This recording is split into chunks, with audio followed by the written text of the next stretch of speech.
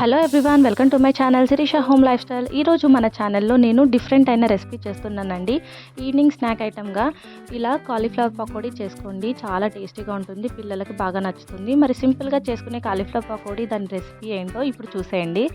ముందుగా ఒక కాలీఫ్లవర్ తీసుకొని దాన్ని కట్ చేసి ఒక 10 మినిట్స్ వరకు బాయిల్ చేసుకోవాలి. ఇలా బాయిల్ చేయడం వల్ల దానిలో ఉన్న స్మెల్ అనేది పోతుంది. ఇప్పుడు ఆ పీసెస్ని వడకట్టుకొని ఒక బౌల్లో వేసుకొని 1 టీ స్పూన్ ధనియా పౌడర్, అలాగే 1 టీ స్పూన్ అల్లం వెల్లుల్లి పేస్ట్, కొద్దిగా కారం టేస్ట్ తగ్గట్టుగా వేసుకోవాలి. అలాగే 1 టీ స్పూన్ సాల్ట్ కూడా వేసుకొని ఇలా మిక్స్ చేసుకోవాలి. ఇది మొత్తం మిక్స్ అయిన తర్వాత దాంట్లో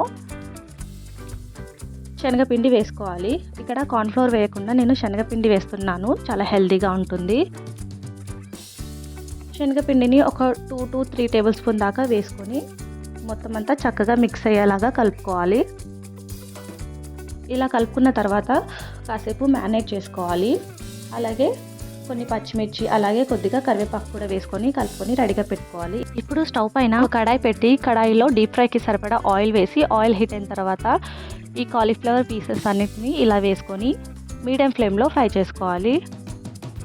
హైలో పెడితే అది కుక్ అవ్వదు, మొత్తం రెడ్డిష్గా అయిపోతుంది, అసలు టేస్టీగా ఉండదు. ఇలా మీడియం ఫ్లేమ్లో పెట్టి ఫ్రై చేసుకుంటే లోపల దాకా కుక్ అయ్యి చాలా బాగుంటుంది. ఆల్రెడీ 10 మినిట్స్ బాయిల్ చేసాం కదా, ఇప్పుడు ఈజీగానే ఫ్రై అవుతాయి. మిగతావి కూడా ఫ్రై చేసుకొని ఇంకా లాస్ట్కి సర్వ్ చేసుకోవడమే.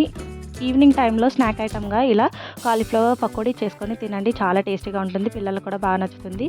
ఈ వీడియో నచ్చితే తప్పకుండా లైక్ చేయండి, కామెంట్ చేయండి, షేర్ చేయండి. కొత్తగా చూస్తున్న వాళ్ళు మన ఛానల్ని సబ్స్క్రైబ్ చేసుకోండి. Thank you for watching. Thank you for your time.